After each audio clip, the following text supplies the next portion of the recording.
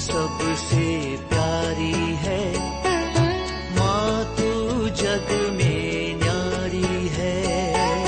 माँ तू सबसे प्यारी है, माँ तू जग में न्यारी है।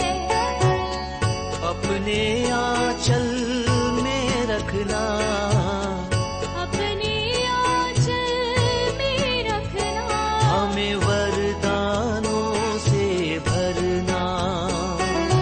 माँ तू सबसे प्यारी है, माँ तू जग में न्यारी है।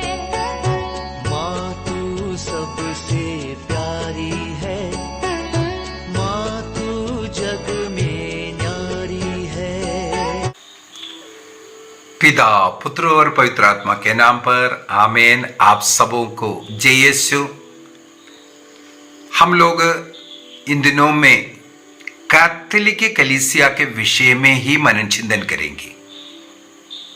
बाइबल का ही बाइबल क्लास है, बाइबल पठन है।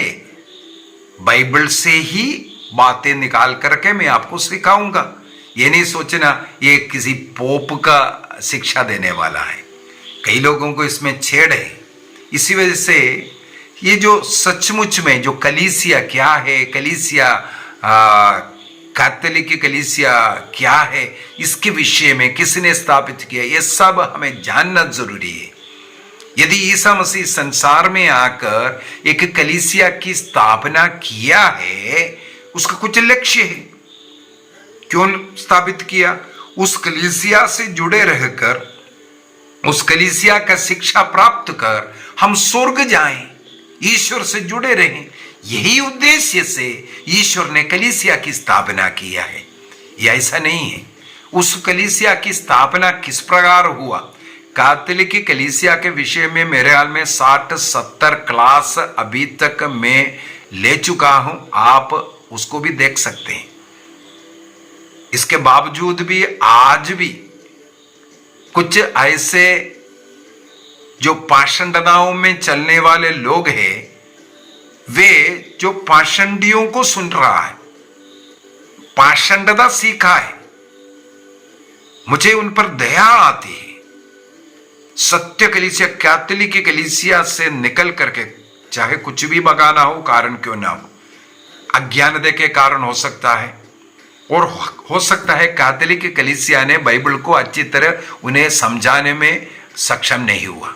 ऐसी बात नहीं है कैथोलिक चर्च में बाइबल नहीं सिखाता। मेरा कहना है कैथोलिक चर्च में जिस प्रकार बाइबल सिखाता है, कहीं और नहीं सिखाता। यदि कैथोलिक कलीसिया में बाइबल नहीं सिखाता, मैं कहीं और जाकर के नहीं सीखा है। मैं इस कैथोलिक कलीसिया से सीखा हुआ व्यक्ति हूं, और इस कैथोलिक कलीसिया में रह करके मैंने जो सीखा उसको मैं लोगों को सिखा रहा हूं। तो बाइबल सीखने के लिए हमारे जितना रिट्रीट सेंटर कैथोलिक की चर्च का है, उतना ही पूरा प्रोटेस्टेंट कलीसिया का देखो कितना है, आपको नहीं मिलेगा, नहीं मिलेगा। जैसे भारत देश के कोने कोने पर जो है रिट्रीट सेंटर है, हर सप्ताह वहां पर वचन सिखाया जाता है, वचन सिखाया जाता है। अभी कुछ लोग बोलते हैं कैथोलिक चर्च में बाइबल नहीं सिखाता है। ये कौन है मालूम है? केवल संडे मिसा में जाने वाला। संडे मिसा में जाते हैं, हाँ, मिसा बलिदान का एक भाग वचन का है। यदि हम उसको 2 भागों में, मैं हाल ही में ही क्लास डाला है मिसा बलिदान का भागों को, उसको अगर मिसा बलिदान को 2 भागों में अगर हम डिवाइड करेंगे, पहला भाग ही वचन का है, दूसरा भाग है यूकरिस्तीय प्रार्थना। तो हर यूकरिस्तीय मिसा बलिदान में पुरोहितों को वचन सिखाना है, यह एक नियम है, सिखाना चाहिए। यदि एक व्यक्ति भी उनके सामने मिसा में भाग ले रहा है, उनको 2 शब्द वचन देना जरूरी है, यह नियम है, क्योंकि वो बाइबल का एक पार्ट, मिसा बलिदान का एक भाग है। लेकिन लोग कंपेयर करता है उसको, अरे पेंटेकोस्टल कलीसिया में जाओ, वो 1 घंटा क्लास ही देता है, वो तो दाता ही हुई है ना। उन लोग 1 घंटे के लिए 2 घंटे के लिए अगर जा रहा है इतवार के दिन, उनको केवल यही सिखाना है, गाना गाना, प्रार्थना करना और बाइबल का एक क्लास, उसी के लिए वो लोग जा रहा है। लेकिन हम लोग चर्च में जा रहा है इतवार का मिस्सा बलिदान में प्रभु यीशु मसीह जो वचन जो सुन रहा है ना, वो वचन मांस धारण कर हमारे बीच में रहा, उस प्रभु को रोटी के रूप में ग्रहण करने के लिए हम इतवार को जाता है। और उसके अंदर बड़े मुश्किल से संडे के दिन आधा घंटा अगर कोई वचन दिया तो लंबा मिसा हो गया बोल करके नाराज होने वाला भी मिलेगा। तो उस समय पर वचन थोड़ा सा सिखाते हैं, उस दिन का पाठ के विषय में कम से कम सिखाया जाता है। लेकिन पूरा बाइबल को सिखाने का कैथोलिक चर्च में, इसलिए अधिकतर चर्चों में एनुअल रिट्रीट बाइबल कन्वेंशन चलता है इनके द्वारा, और जो बीच बीच में जो सेंटर है इसलिए खोल कर रखा है कि हम वहां जाएं और सीखें। जो लोग नहीं जाता उनको सीखने के लिए नहीं मिलता है। किसका गलती है? कैथोलिक कलीसिया का गलती है। कैथोलिक कलीसिया में इवन बाइबल का कंपटीशन चलता है, हर साल इसका कंपटीशन चल रहा है, बाइबल का एग्जाम है। कितने लोग उसमें भाग ले रहा है? भाग लेने वालों को thoroughly उसको पढ़ना सीखना पड़ रहा है। यदि आप पढ़ाई नहीं कर रहा है, बाइबल को पढ़ते नहीं है, यह आपका गलती है। तो कलीसिया के विरुद्ध में इस प्रकार का आरोप लगाना गलत है।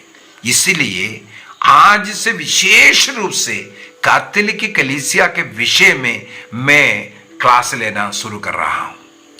कैथोलिक चर्च, कुछ ऐसे लोग सिखाते हैं, कैथोलिक विरोधी जो शैतानी ग्रुप जो सिखाते हैं कैथोलिक चर्च को कॉन्स्टेंटाइन ने बनाया। मैंने इसके ऊपर भी मेरे विचार में 3 क्लास ले चुका है। कॉन्स्टेंटाइन नहीं बल्कि ईसा मसीह ने स्थापित किया है। आज का क्लास कैथोलिक चर्च को ईसा मसीह ने कैसे स्थापित किया उसको फिर से बोल करके दे रहा हूं। कई लोगों को मालूम है मत्ती के सुसमाचार अध्याय 16 का वाक्य 19, पेतरुस से जो कहा तुम चट्टान हो, इस चट्टान पर मैं अपना कलीसिया बनाऊंगा और अधोलोक के फाटक इस पे सामने नहीं टिक पाएगा, मैं स्वर्ग राज्य की कुंजी तुम्हें प्रदान करूंगा, ये बात। लेकिन आपको मालूम होना चाहिए इससे पहले से ईसा मसीह ने कलीसिया का निर्माण शुरू किया। ईसा मसीह संसार में आकर के जब पब्लिक लाइफ में जब प्रवेश किया, उन्होंने यहां वहां से शिष्यों को इकट्ठा किया। देखो, कलीसिया बनाने का एक शुरुआत वहां से है। अपने लिए शिष्य लोगों को इकट्ठा किया। हम लोग बाइबल में पढ़ते हैं 72 शिष्यों के विषय में, और उनमें से ईसा मसीह रात्रि भर प्रार्थना करने के बाद अगले दिन सुबह 12 लोगों को अलग किया, सेपरेट किया, जिनका नाम प्रेरित रखा। विशेष अधिकार के साथ उन 72 में से अलग किया हुआ। केवल उन 72 ने अनेकों ऐसा शिष्य समूह प्रभु ईसा मसीह के साथ था। एक कलीसिया के एक रूप ही है। और हम लोग यदि मत्ती के सुसमाचार अध्याय 14 को पढ़ेंगे, वहां पर वाक्य 13 से रोटियों का चमत्कार लिखा हुआ मिलेगा। पवित्र बाइबल के अंदर, विशेष रूप से मत्ती के सुसमाचार के अंदर, ईसा मसीह के द्वारा 2 रोटियों का चमत्कार के विषय में लिखा हुआ। उनमें से सबसे पहला रोटियों का चमत्कार इस अध्याय 14 के अंदर है। वाक्य 13 से पढ़ेंगे, वहां पर ईसा मसीह का ये पहला रोटियों का चमत्कार, लोगों को वचन सुना रहा था, लोगों को खाना खिलाने के विषय में ईसा मसीह चर्चा करते हैं और आग्रह करते हैं तुम्हारे पास जो रोटियां हैं लेके आओ। 5 रोटियां और 2 मछलियां लेकर के आता हुआ, और उन रोटियों को अपने हाथ में लिया, धन्यवाद की प्रार्थना पढ़ते हैं इसके बाद उसे तोड़ते हैं और शिष्यों को देते हैं लोगों को बांटने के लिए। एक मिस्सा बलिदान का एक रूप था ईसा मसीह ने यहां किया। किन लोगों के बीच में किया? ये जो ग्रुप यहां जिस जगह है और वो जो ग्रुप है, वो समुदाय है, इस वचन के बाइबल पाठ से हमें पता चलता है ये यहूदियों का भीड़ था, यहूदी लोगों का भीड़ था। हमें मालूम है यहूदी और गैर यहूदी में शत्रुता है, इसलिए इस ग्रुप के अंदर मुख्यतः यहूदी लोग था। कैसे पता चलेगा? मैंने इसे पूर्व में भी सिखाया था। दो चीजों से इसे हमें पता चलता है। सबसे पहले रोटियां लेने के बाद ईसा मसीह ने क्या किया? आंखें उठाने स्वर्ग की ओर उठा करके उस रोटी के ऊपर आशीष दिया। यहूदी लोग रोटी भोजन करने के पहले आशीष की प्रार्थना पढ़ते हैं। आशीष की प्रार्थना पढ़ने के बाद वो भोजन करते हैं। इसका मतलब है इजरायली यहूदी समुदाय के बीच में ईसा मसीह ने ये चमत्कार कर करके दिखाया। और दूसरा यहां पर है, वहां पर वाक्य 20 में लिखा है, जो बचे हुए जो रोटियां उसको इकट्ठा किया तो 12 टोकरों में भरा है। और इसको ये जो टोकरे जो लिखा यूनानी भाषा, जो मूल भाषा जिसमें ये लिखा है, उसमें वहां पर कोफिनुस शब्द इस्तेमाल किया है। इन टोकरा हम हिंदी में ट्रांसलेट किया है, वहां पर यूनानी शब्द जो मूल भाषा का शब्द में वहां पर कोफिनुस लिखा हुआ है। कोफिनुस जो टोकरा, वो यहूदी लोग अपने साथ लेकर के जाने वाला, भोजन लेकर के जाने वाला उस टोकरी का नाम है। इसी वजह से भी हम लोग ये निर्णय कर सकता है ये जो समुदाय, जो 5 रोटियों का जो समुदाय यहां पर जो हुआ, वो यहूदी समुदाय के लिए प्रभु ने किया। इसके बाद इसका मतलब ये रोटियों के चमत्कार देते हुए एक यहूदी समुदाय का प्रभु ईसा मसीह ने निर्माण किया वहां पर। इसके बाद अध्याय 15 में यदि हम जाएंगे, 15 में वहां पर भी हम लोग वाक्य 32 से दूसरा रोटी का चमत्कार को हम लोग पाते हैं। वहां पर भी ईसा मसीह कहते हैं 3 दिनों से ये लोग मेरे साथ है, उन पर दया आया उनको रोटी खिलाने के विषय में। तब शिष्यों से आग्रह किया रोटी लेके आने के लिए। तब वहां पर हम लोग देखते हैं 7 रोटियां और कुछ मछलियां। पहले वाला क्या था? 5 रोटियां और 2 मछलियों के विषय में लिखा। यहां पर 7 रोटियां और कुछ मछलियों के विषय में लिखा है। और उसे क्षेत्र, कौन सा क्षेत्र है? वो गैर यहूदियों का क्षेत्र है, यहूदी लोगों का क्षेत्र नहीं, गैर यहूदियों का क्षेत्र है।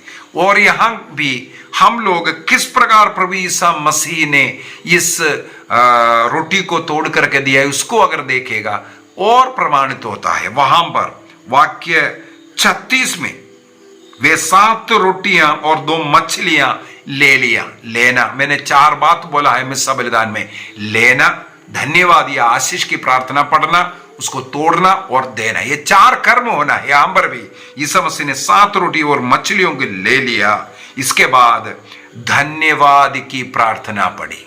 पहले क्या लिखा हुआ था? धन्यवाद की प्रार्थना नहीं था, आशीष की प्रार्थना।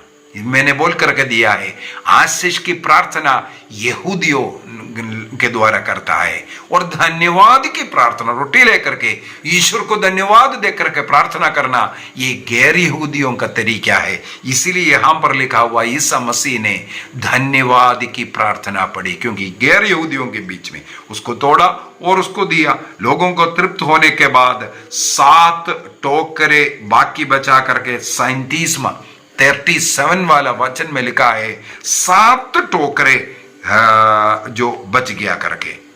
और ये 7 टोकरे का ये यहां पर ये जो टोकरे जो लिखा हुआ यूनानी भाषा में स्पाइरिस लिखा है। ये स्पाइरिस टोकरे गैर यहूदी अपने साथ में लेकर के जाने वाला टोकरे का नाम है। और अध्याय 14 के अंदर हम लोगों ने देखा है, वहां कोफिनूस लिखा है। कोफिनूस टोकरे और ये जो स्पायरिस जो टोकरे हैं वो दो प्रकार का टोकरे हैं। एक पहला वाला यहूदियों का टोकरे, दूसरा गैर यहूदियों का टोकरे। इसका मतलब यहां पर ईसा मसीह ने गैर यहूदियों के बीच में ये रोटी का चमत्कार दिखाया। इस प्रकार यहूदी गैर यहूदियों का एक समुदाय वहां निर्माण किया। पहले यहूदियों का निर्माण, कलीसिया का निर्माण, इसके बाद यहां गैर यहूदियों का समुदाय का निर्माण। 14वां अध्याय में यहूदियों का, 15वां अध्याय में गैर यहूदियों का।